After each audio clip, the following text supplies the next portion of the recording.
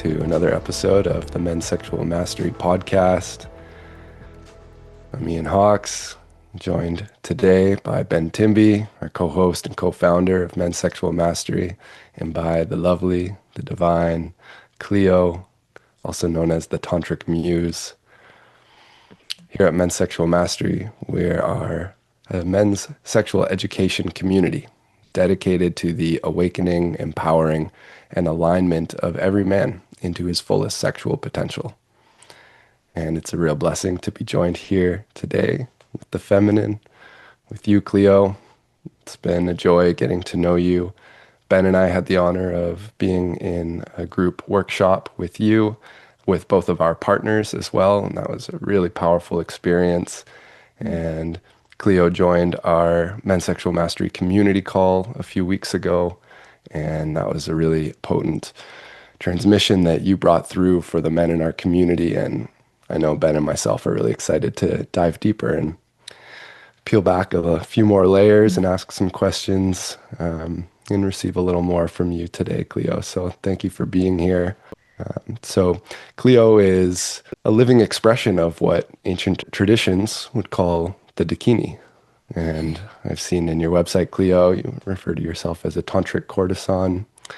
And my perception is that you're walking the path where eros and spirit meet, and really in service to guiding men and women into full sexual liberation. Mm-hmm.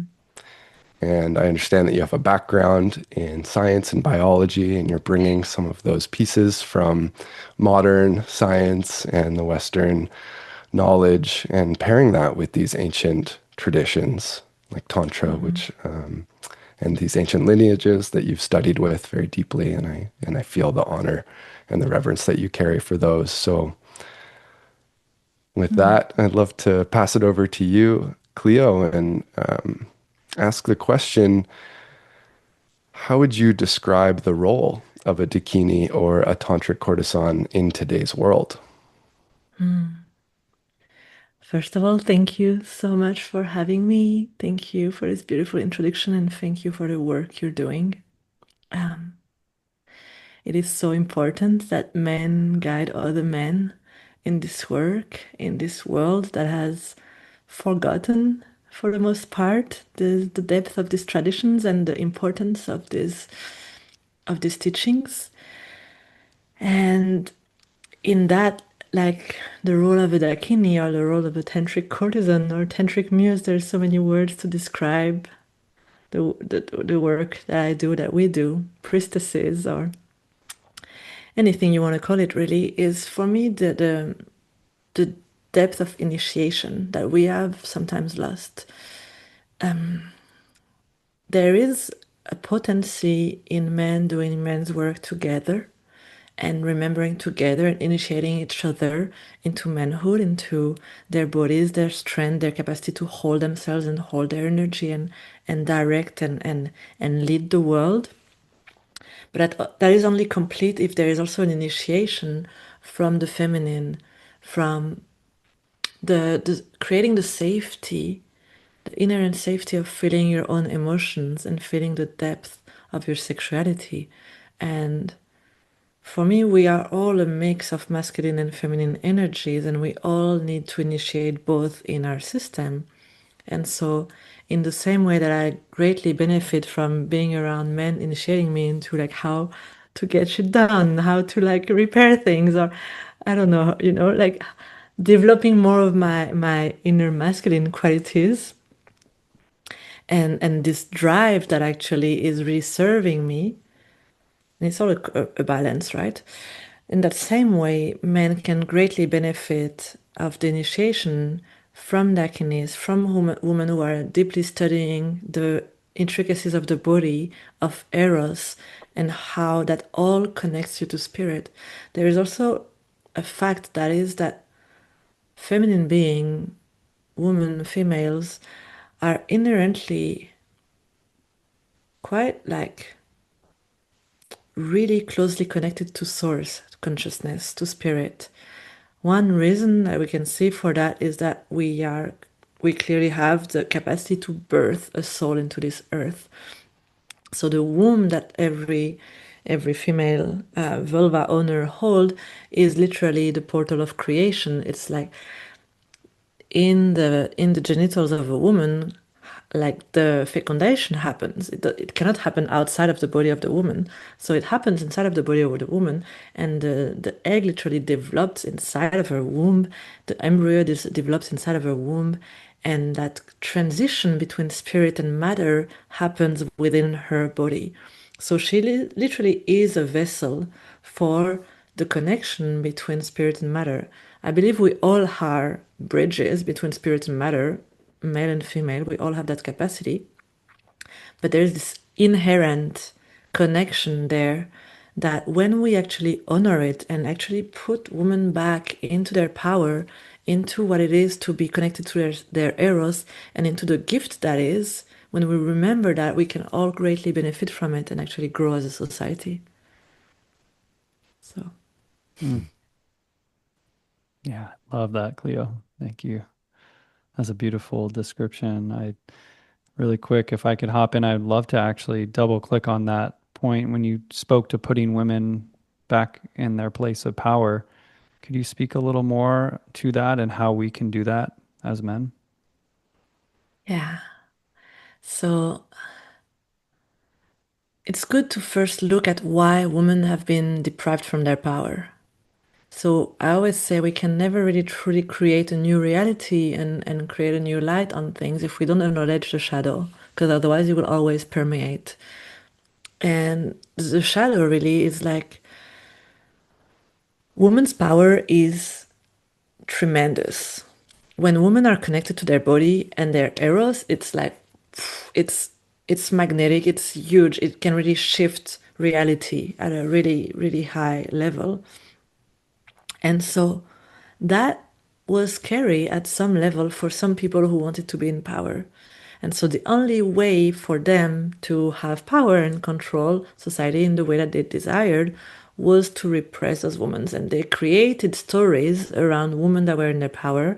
They created fear in the population so that everyone would turn against those women and call them crazy, call them the witches, burn them, chase them, torture them. And it's not so long ago. It's a few hundred years ago that that happened. What that created is like a real split in women. That created like the another version of that split is like the Madonna whore complex almost. You had to choose whether you were embodied and in your sexual power and therefore a whore and therefore actually risk your survival, really be at risk of death, or being the nice like Madonna type woman, like the wife type that would actually be considered mostly as property and not really being given any freedom or any form of independence. And so women naturally split into those two categories, and most of them went to the nice property wife category. This is a result of a patriarchal system. It's not a result of men. I don't like to put the blame on men. It's more of a system that was run by a few singular men that wanted to be in power. That doesn't imply that all men are the source of this disparity. And that also implies, though, that a lot of men were actually touched by that. The consequences were not only on women, but they were also on men. Because when you deprive women from their power and from their literally their healing resources that are beneficial to all society, you also deprive men from touching and from tasting the nectar of that power. That is literally like that is something that is meant to circulate. It's always been meant to circulate. And the same way men are gifting to women, women are gifting to men, if we want to talk in the gender normative way. But like really the polarity of like of energy and masculine and feminine dynamics is always been meant to move between the two. And first of all, it's good to remember that, like remember what happened in history. And then also as men, see that that repression has not only affected women, but has affected you as well. And recognize the grief of that, like feel the pain of that. feel not only the pain that women have been through, but feel the pain that the generations of men, grandfathers, grandfathers have been through, being literally deprived from love, deprived from eros, source consciousness, connection through that repression. Hmm. And so we all carry that collective wound, that collective consciousness. And how do we create a new reality? It's by holding that pain, holding the shadow, and then creating the version that we want for the world. What we really want harmony, I believe, at our core, humans all want harmony and all want better connections and more love. Like we're all made of love. We're all like seeds of love. And so all what love wants to do is to love and to flourish. And so how does that look like? And I believe it looks different for every person. Like how do they want to apply this love that they have inside? How do they want to create more love in their life, in their communities? And it can come in so many different ways. Giving women a voice. Maybe look at the subtle ways that we dismiss women, we disregard women when they express their intuition, for example.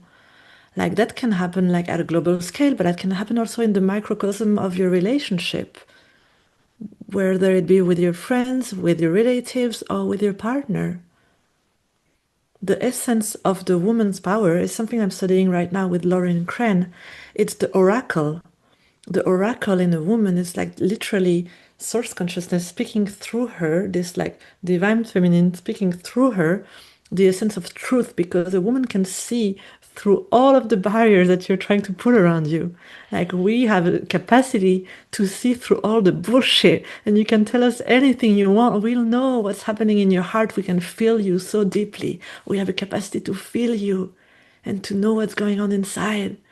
And so just by listening, taking in her wisdom, her intuition, and letting your ego dissolve in that, having the courage to face yourself rather than deflect, rather than disregard, rather than diminish whatever she has to say, and having the actual courage to look within. Where is this actually true? Where am I not showing up in that way? Where can I actually work together with the feminine so that I can grow, expand, and lead the world in a better, more aligned way? Yeah. Hmm.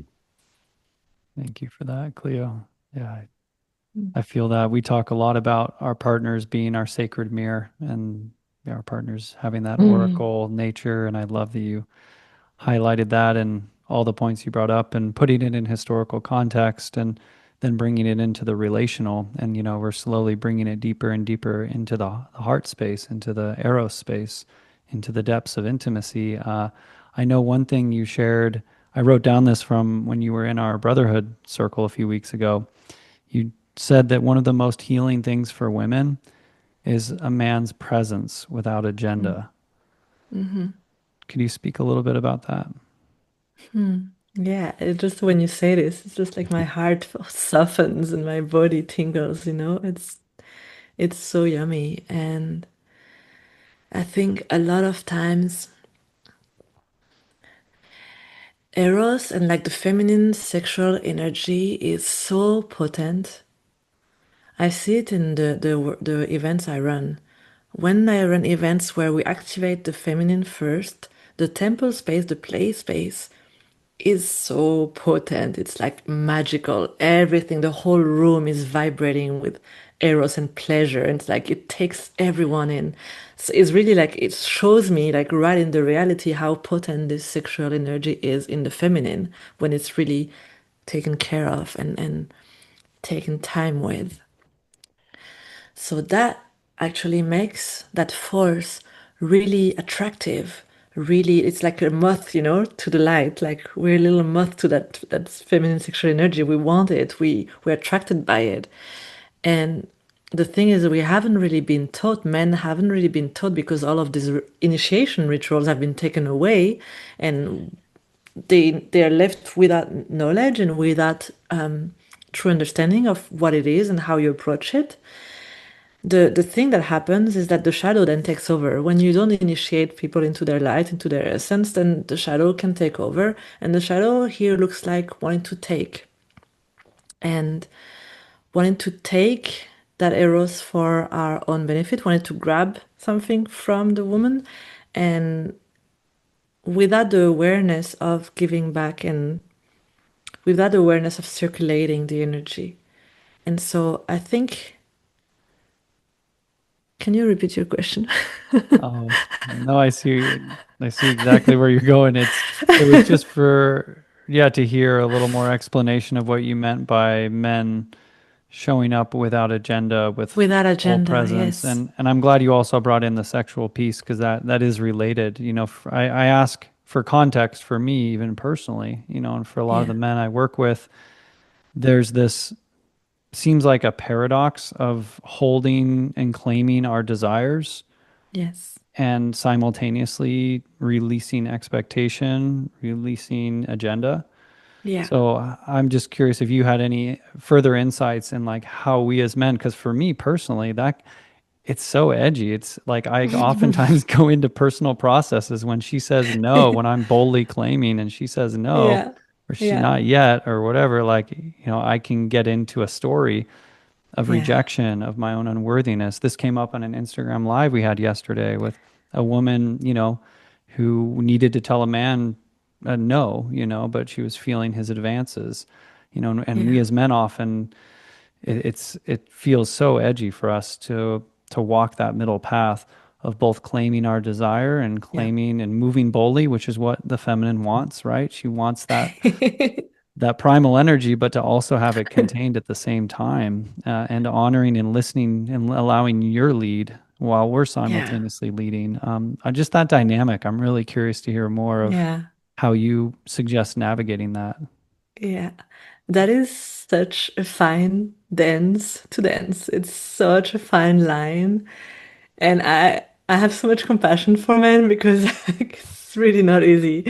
It's like we ask you two things that are so paradoxical, right? Like we ask you to take the lead, but we ask you to also respect our boundaries and not jump ahead. And it's really hard. And the thing is that that's how the feminine moves. And if you want to move with the feminine, you have to be able to flow with her. You have to be able to be the holding container that it kind of is flexible enough to flow with her.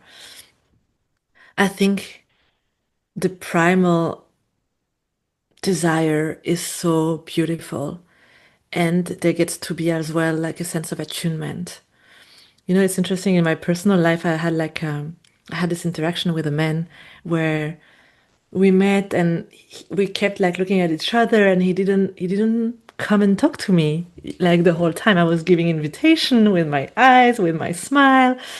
And eventually I had to go. I was like, well, hi and bye because you haven't really approached me. And he was like, thank you so much for saying that. Like he actually shared afterwards that it's been something for him to own his desires and to lead more with his desires. And that it's like this fine line between penetrating the world with your desire, but also the fear of rejection or the fear of like not having understood the woman's invitation properly. I was talking about it with another friend as well of mine who it's this real fine dance between being in your body enough that you can feel the rush of energy and that you can feel your primal penetrative desire and also being attuned to the other person's body enough so that you can feel when she's responding, when she's inviting and when she's not, and also that you can react as quickly enough to adapt to what she says,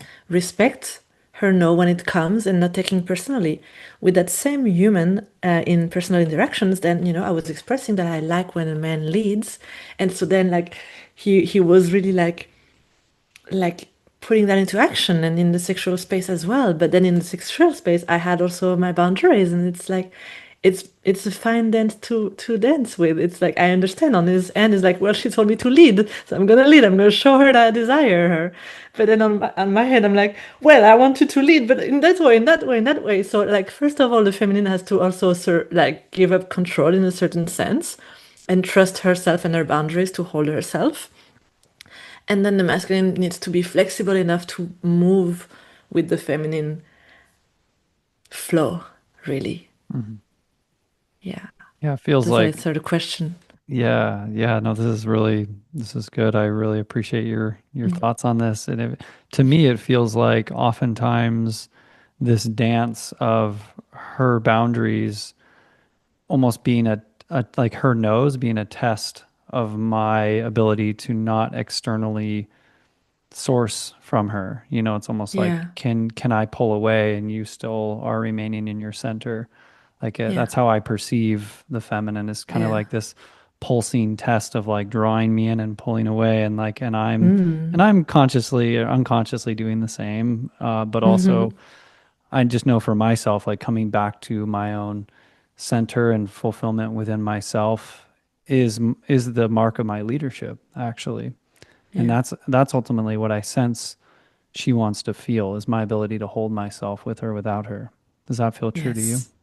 Absolutely, yeah. Mhm. And as you said, the leadership, like the leadership quality, a good leader is not someone who just like goes and just like goes through the world and doesn't care about anything on his path, right? When you're a leader, you're aware of your surroundings, you're aware of the people you're leading, you're aware of how your leadership is being responded to and where you need to adjust, actually. It's not about just doing what you want, it's about responsiveness. And so that's a great little microcosm again with the relationship in the feminine of like what can happen at a greater scale in the world in leadership positions. And that's also why I believe those initiation rituals are so important. It sounds like, that maybe it's just about one thing, about the sexual aspects or the bodily teachings, but it's really much more than that. It applies to everything. It's like a little test or training, like you said, a test. Like it's almost like a little training for you to show up in the world in that way, in a more aligned way. Yeah. And I think there is also like with the penetrative desire of the masculine, like the drive. This is something that's so potent as well. It's so beautiful and it's so needed. And it can be so profoundly healing. Like literally, like the force of penetration is a healing force. And if it's attuned and welcome, it's amazing. And then it's about like how can I like but how can I own my own desire as well? And like understand like it's not necessarily because I have a desire that the person in front of me has the same desire. Sometimes we do, sometimes we're in perfect communion and communication, and it's like wow, super magical. But I think that comes back to what we've been talking already regarding men outsourcing pleasure. It's like, well, we also don't want to outsource the responsibility of our desire. It's not like I'm feeling this desire because she must be exhaling some sexual like readiness. Like, how Mm. can I hold and be responsible for my own desire and then understand that I get to bring it and it gets to be welcome or not. And then if it's not anything to do with me, it's not anything to do with like I'm reading her body wrong. It's like just like the timing and my desire in that moment is not matching her desire in that moment. And how can we still stay in connection and honor the boundaries? Mhm. Yeah, Mhm. I'm glad you brought in that the mention of that men externally sourcing their love or pleasure or sexual fulfillment, because that was something you brought as well into our community a couple weeks ago. And yeah, that was Mm. another piece that I know really stuck with myself and many others. You know, and just for context, you know, when Cleo came into our community, one of the first questions we asked in our Q&A was, what is the most common pattern you see in men that's, you know, that's limiting their ability to show up in their fullest capacity? And you said men externally seeking and sourcing their pleasure, their love, their sexual fulfillment in a woman, needing to extract that. And this does feel full circle to everything we're Mm. talking about. This does feel like the root of really what we're getting at. And um, yeah, I'm curious if there's any last pieces you want to share around that for context for men who are perhaps new to this work. You know, that I really appreciate what you said about tuning into our own desire, our own pleasure. Um, Mhm. I know for me, sometimes I can be in such an on mode all the time sexually, and I think this is really common for a lot of men. Just like men are like microwaves, and women are like ovens, they say that the ovens need to warm up. But I think for men, like what you'd I've never shared. heard this. That's so funny. Oh, you haven't heard that? Maybe it's just an No. English thing. It's a little spin off the Little fire and oven. water. Yeah. But for men, I think actually the programming of always being on is something to look at, look twice at, because there are times when, Yeah. I hadn't realized until you brought it up in our last community call, like, am I actually tuning into my inner feminine? And like, am I actually Yeah. ready? Or am I actually doing this from a performance place? Or am I Yep. constantly on and seeking sexual fulfillment in a place of lack of like that fulfillment within myself? And am I doing it Yeah. in a performative way to ensure that I am loved by my partner, just completely unconsciously? Like, I think Yeah. sometimes the dopamine hits, the sexual energy is Yeah. so strong that it's hard to even decipher like where we're coming from. Yeah. Totally. Yeah. You little microwave, you. I love this. You know, I just want to put like just put the microwave on defrost, And sometimes like we don't have to hit it so hard. And Yeah. I think there's a lot of like a lot of great insights in what you just shared. It's like, where am I doing this from performance? Where am I actually not in tune with my desires, but I'm just doing this from habit or from what I think is expected of me? And then when you do that, it's probably even worse when the rejection comes because it's like, oh, like, I'm not reading anything right, right? So Mhm. it's like, first of all, it all comes back to the self. It all comes back to pulling all those energy threads, all this outsourcing, and like letting it fill you and like come back to yourself and build yourself from that place. Build the foundations of knowing yourself, knowing your energy, knowing your body, knowing your desires, and knowing when it's really coming from you or when it's actually some other perceptions or stories that you're running, Mhm. whether it be about your performance and what you should be doing, or what the woman is expecting of you, or what you could get from a woman. All of it is just external noise. Mhm. Yeah, and just Yeah. to put a bow in all this, these points, which are so beautiful, Cleo, I'm loving this thread. All the way back full circle to a woman being the greatest. Um, I don't want to say like the greatest mirror, the greatest source of refinement, the Mhm. greatest companion like a man could ever have is an empowered woman who can Mm. offer him that reflection, who can allow her body to be that uh, oracle, as we talked about. And Mhm. I think for us as men to have empowered women who feel safe to speak desires, to listen to their body, and to maintain authenticity without that being a threat to the man's Mhm. emotional well-being, which is, I think, what's really at the root of this upgrading our software of relationships. Yeah. Once the woman is empowered in this way and it's safe for her to be in a man's presence, fully embodying his desire, his eros, all of Yeah. that primal energy while simultaneously allowing it to only penetrate as far as she is open, and Yeah. to allow her to pull back at times or move forward, and for us to remain equanimous, ultimately, Yeah. and walk that middle path. I do see that as, I mean, there are many ways of empowering women that we're all very familiar with, right, in the world, but when it comes into the most intimate places in our relationship, especially between the masculine and the feminine, to me, this is some of the deepest work we could do, that's we've inherited ancestrally, is updating these programs beyond just, I mean, if even if you just look at porn and the porn conditioning we've been raised with, it's just so masculine dominated. It does not show anything about attunement or listening to a woman's body. So I feel all of this is beautiful, and like wrapping it together around like women's empowerment, and that men's empowerment is women's empowerment. It's all Mhm. empowering one Mhm. another, and it starts Yeah. with us honoring the feminine within us and around us. So just loving Yes, I these love threads. this. Loving these threads too. It's beautiful.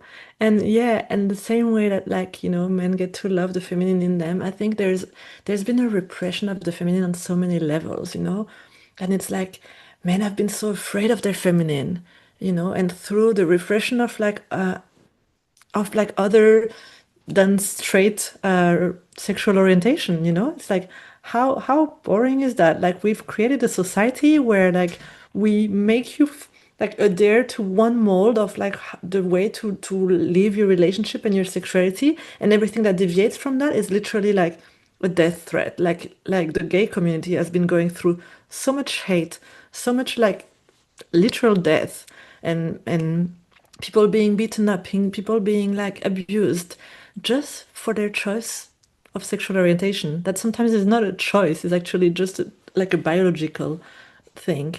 And what has created, it has created a fear of the feminine as well in men, because it's like as soon as I express a little bit of my feminine, then I am gay, and therefore I am like at risk of being like killed or beaten up, or being excluded from society. And so like if we look at our society, like we really are at a point, well, it's about like welcoming all humanness and in all its expression, and a beautiful, like harmonious expression of the feminine and the masculine. And this gets to have so many different shapes and colors in every different human, and every man is different. And some men will have more predominance of their feminine energy, and it's so beautiful.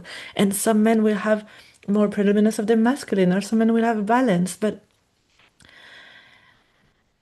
I believe we need to come back to the safety of feeling that even in oneself, and of like stop making stories about what it means or what it makes and what it brings you to, and the division that it creates between humans.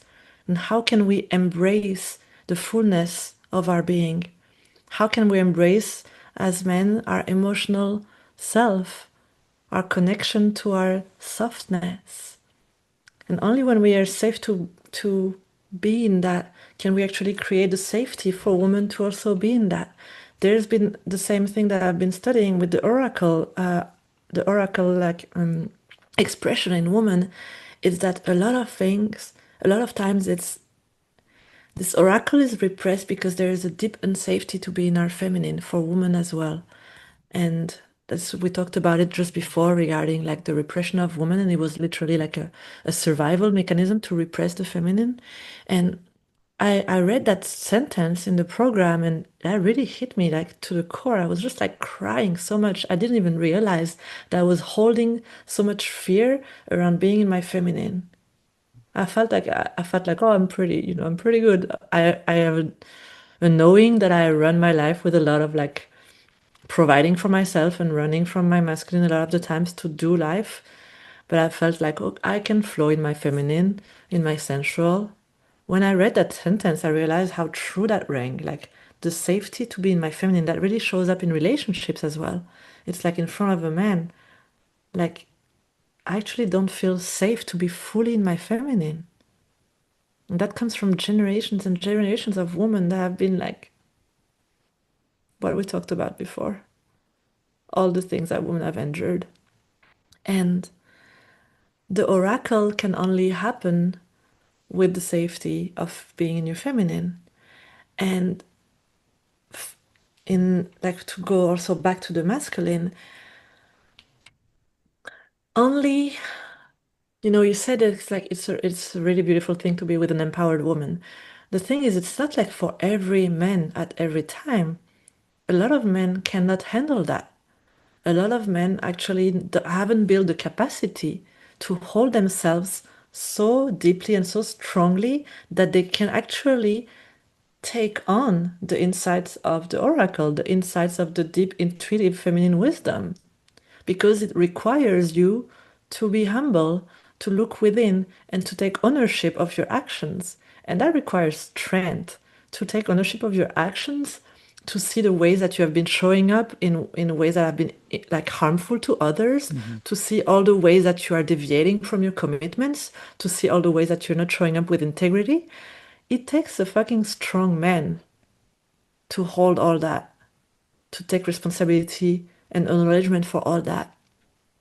And so I believe like for more harmony to come in, for women to feel more safe, to express even their intuition, to be received in their expression, we also need men to build that capacity to hold themselves through the chaos of the of the truth that comes through the feminine voice, no?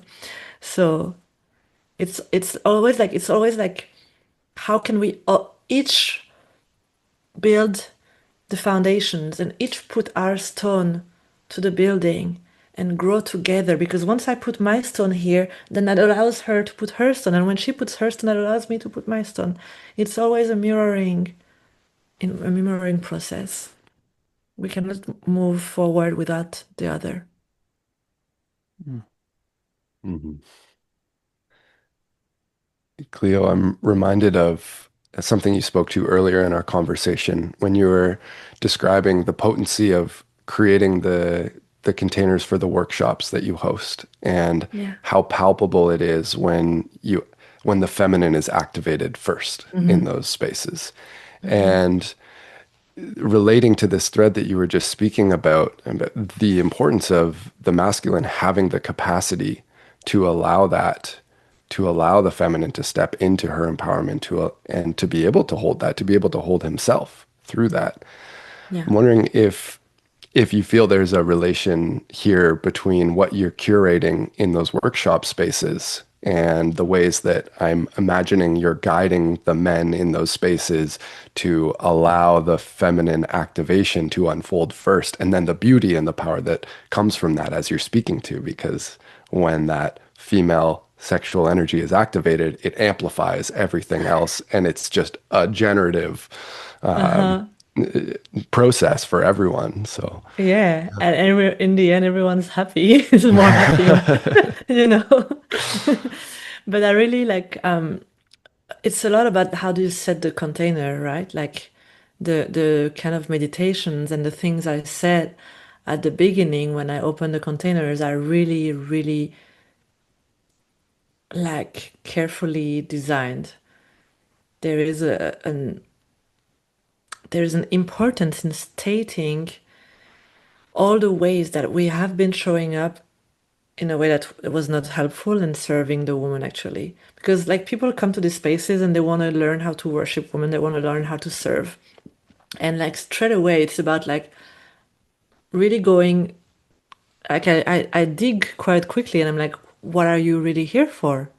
And in which way are you trying to get somewhere? Are you trying to get something? Are you wanting to worship for your own validation, for your own ego? And then let's look at what that has done in the past and in society. Let's feel the pain of that. Is that really what you want to do now? And so there's a confrontation a little bit that happens. I do it very gently. I'm pretty soft in in my containers, but like still a confrontation of facing really where you're coming from, what is alive inside you, what you have maybe done in the past life, like connecting to the collective consciousness of that pain, of like the way that men have acted, but then also seeing all the micro ways in your own life that you have done this. And then, but then empowering men as well, in that they get to choose a new reality, they get to choose the way they show up. This is not set in stone, and they have a choice at every given moment, and this is the perfect moment right now to choose. And there was some really beautiful shares in the last event as well. It was like something that brought me almost to tears. It was a man that said like, this was very healing for me because it showed me how I'm capable of showing up. mm, Just that, it's like sometimes if we've run some stories in our lives, if we've done things in a certain way, we almost convinced ourselves that this is the way we are. We're just not a really good guy, or really, maybe this is just who I am and I'm like this and it sucks and I just hurt people. But when we're being given the opportunity to first of all look at ourselves in honesty, not from a blaming perspective, but from a just an observing perspective, and then we're being given the opportunity to choose a new narrative. It's really beautiful to see that people always choose the heart, because I believe that all in all, it's always one. That's what's wanting to come through. Always coming back to the heart. mhm. Is there a way that you could suggest for men to implement some of that which you're speaking to? What I'm hearing is an honest look at intention moving into an experience like that, and then a Yeah. potential opportunity to shift or modify that intention a little bit to be more aligned with the heart. Is there anything that you would share with our audience, men who might be interested in creating that space in their own relationship? Hmm. What are a couple things that they might do? To create a space that's more safe for the feminine to unfold, you mean? Hmm. Or, yeah. Well, we talked about presence without agenda, right? So, like creating spaces where you get to connect and where you don't try to get somewhere. You're not trying to get somewhere and you're not holding on to a certain outcome, but rather you're present moment by moment. This is a meditation in itself. So having a meditation practice or some form of Hmm. meditation is really helpful for that. Doesn't mean that you have to sit on a cushion, you know? Like you could be in your creative flow, that's meditation. You could be a painter or musician, that's meditation. So like having a certain level of meditative practices in your life so that you always you already know how it is to come back to the present moment and to be with the moment like second by second. And then it's also inviting inquiry with the woman, like asking questions, like owning that you don't know anything, having the humbleness of asking. I think oftentimes as men we like men want to show that they're strong, that they know things and that they can do it, you know, and that they should know how to do it because that's what makes them a man. And it sucks, this kind of beliefs, because it doesn't leave room for actual real growth and expansion. Because real growth and expansion only comes when you have the humbleness to know that you don't know and have the strength of holding yourself in the vulnerability of not knowing. And so already when you're showing a woman that you're vulnerable because you don't know, you're asking questions, that's already inviting her as well into vulnerability. Because for a woman to soften and surrender, there's a level of vulnerability as well that gets to occur. So how can I how can I open the door of vulnerability? How can I create that in the space so that it's inviting for her to step into that as well? And then it's, the dance of holding and surrender. It's such a beautiful dance, but it's all in all, whatever the dynamic of the relationship is, you could be casual lovers or deep partners. I believe when a woman truly opens and surrenders, both her pussy and her heart are deeply open. That I don't find a new way around it personally. If Hmm. I'm blocking my heart, I'm not in a complete surrender. I'm not in a complete openness of connection. I'm just in this like half space of like just sexual stimuli. And that's fine if that's more safe for you to do so in a casual interaction, that's completely fine. But if you're choosing an interaction where you're going deep in the opening, you gotta have the capacity to hold her. You can't open her pussy if you can't hold her heart. Hmm. If you're not able to give the actor care that she needs. If you're not willing to meet her where she's at. If you're not willing to grow and expand in ways that are beyond what you normally do, maybe because you're interacting with another human being that has different ways of doing things. So are you meant to be looking for the people who have exactly the same ways of doing things as you? Yes, you can. That will just keep you the same way as you are in your whole life. Or you can, personally, I like growth and expansion. And how can we take those how can we take those opportunities, those invitations for growth and expansion, rather than a bending of who we are, rather than a critic of the way we are doing things? And understand that it's never personal, but it's really just about meeting another human being. In the same way we meet them, they will want to meet us. It's always like a back and forth and a reciprocal interaction then. And of course, have your boundaries. If that woman, that person is not willing to meet you as well where you're at, if you feel like it's only one way, like have your boundaries. You deserve to be treated with love and respect just as much as she does. Yeah. Hmm. Mm. Yeah, Yeah. I love all those points, Cleo and Hawks. If I could also pepper in here, and Cleo, I'd love to hear what you think of this. But, that question of how to create a more safe space for your woman to unfold as we're talking about it. One thing that I found really helpful, and one thing we guide a lot of guys, and it's another practical tool, is it's so simple, but it's just coming back to the breath. Sometimes the Mm-hmm. simplest things are the most profound.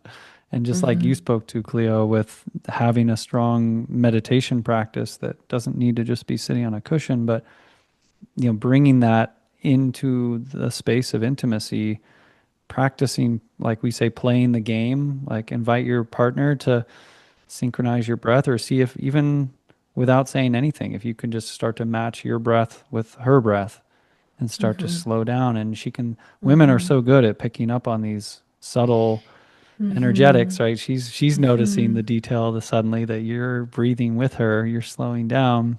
Yeah. And it's almost like a little, like an indicator that, like, I'm with you. Like when I'm Mm. breathing with you, I'm here.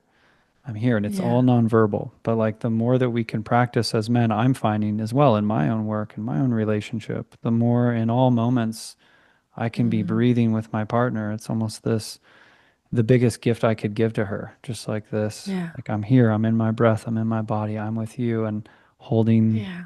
gentle eye contact Yeah. and noticing my intention, my smile, my love, almost imagining, as she is the oracle, that she has telepathy abilities. And maybe these are things that I'm just aware of, but like being able to say, like, I love you through my eyes, breathing with her. It's just like Mm-hmm. that.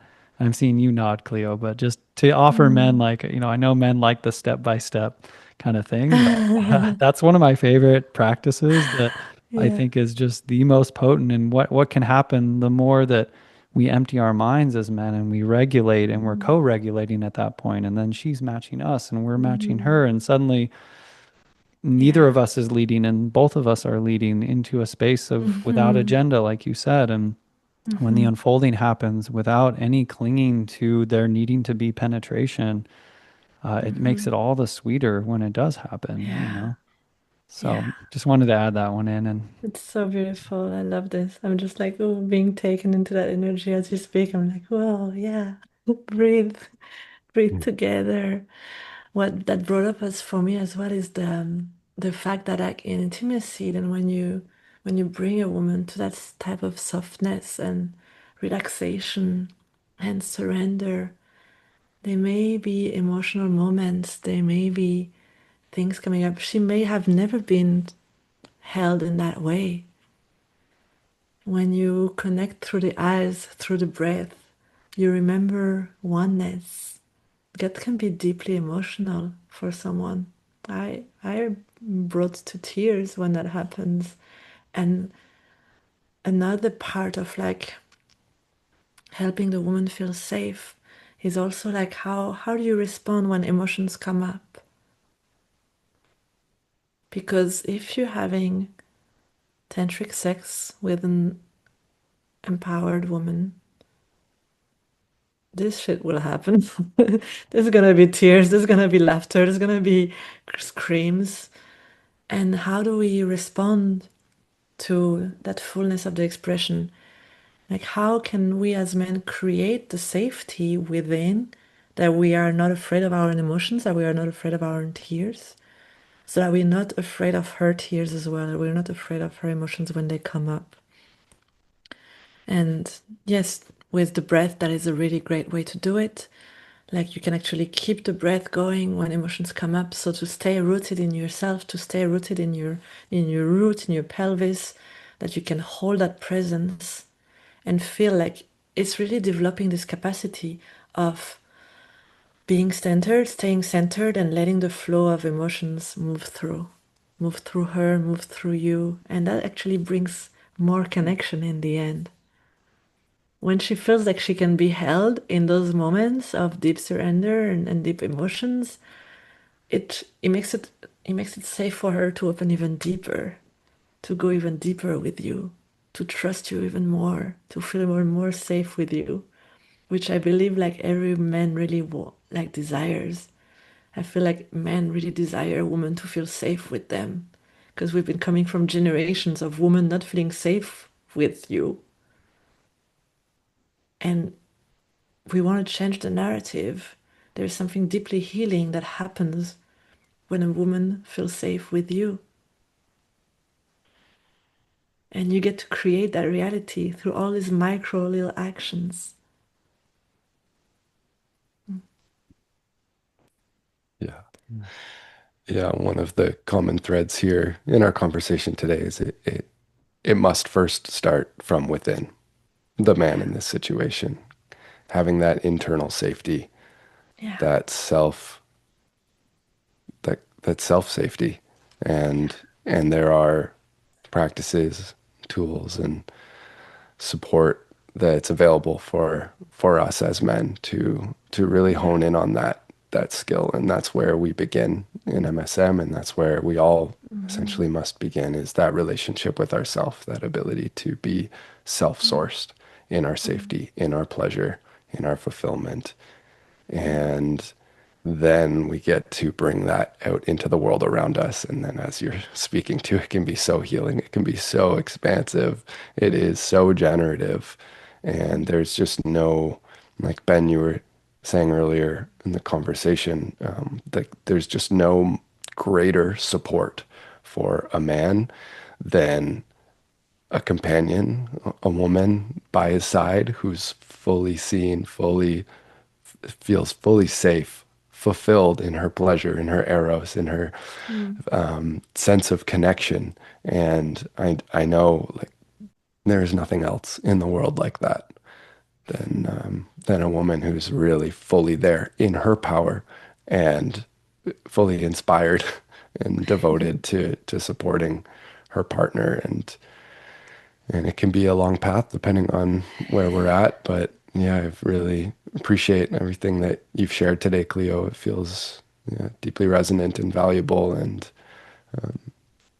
as we're starting to come to the end of our time here, what do you Mm-hmm. feel, Cleo, the world needs most from men right now?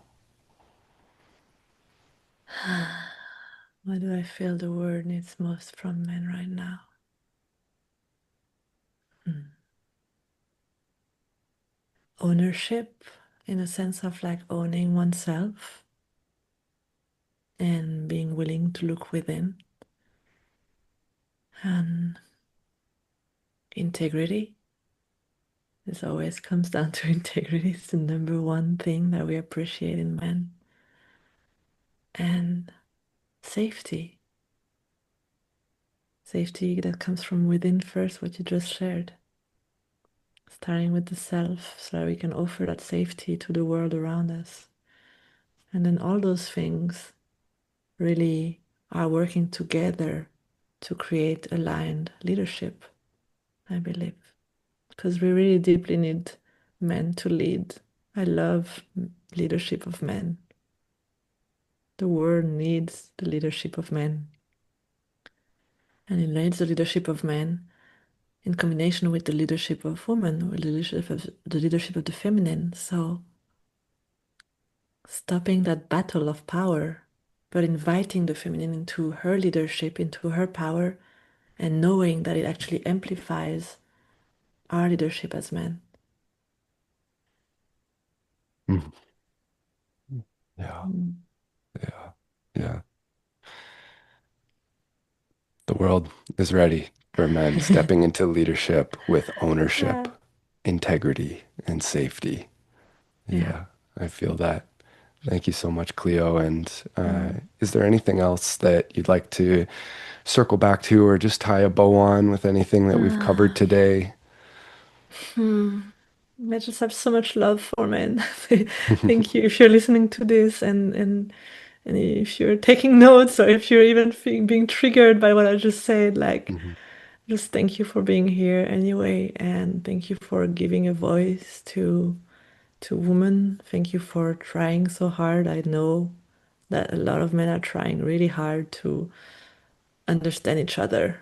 And I think it's about having those conversations again and again, listening to each other, and yeah, letting it be a conversation, not necessarily like I'm telling you what to do. Like it's also like good to good to reflect what has resonated in this for me. What is it bringing up for me, and how can I also lead the conversation or infuse the conversation with my truth and my baggage, and how can we learn from each other, really? Mm. Yeah. Yeah. Thank you so much for that. And Thank you. for any listeners out there who might feel called to dive in a little deeper with you, Cleo, the Tantric Muse, could you share a little bit about? I know you're excited about the in-person workshops that you're hosting in Berlin right now, and you have lots of different Mhm. ways, whether it's online or in person, that men and women could work with you. Would you share a little bit about that for us, please? Yeah. Yeah, at the moment I'm doing quite a few events in Berlin, which I really love. I love in-person work generally, and working with groups has been really super fulfilling over the last year or so. And it's all about creating initiation spaces. How can we transmit those deep traditions in a way that's digestible for people, in a way that's modern and relatable? And there's so many people who are brand new to this work who are coming to the events, and that's my deepest joy to be sharing that with them. So lots of in-person events in Berlin. Working on retreats for next year as well. So that maybe in Mexico. I'm still confirming that, but there will be like a more of an in-person transformational container. So like for now, I've been running mostly like night events, and I think the work is ready for more retreat format, which I personally benefit so much from. I go to retreats every year and I love it so much. So I'm excited to bring that. And then online, I do coaching work for men and women. I do private coaching. We work on sex, love, and relationship topics and bringing you to where you want to be from where you're at, and really being guided and led by your desires and what's in the way of it. So that's the main thing that I do in the private coaching. And then I have the in-person sessions and retreats, private retreats. So one-on-one work in person that I do around the world. That's been the core of my work for the last few years. And there is so much transformation as well that happens in one-on-one work because we feel a bit more safe and we feel a bit more held. So depending on where you're at, you might benefit from group work or from one-on-one work. Really trust yourself.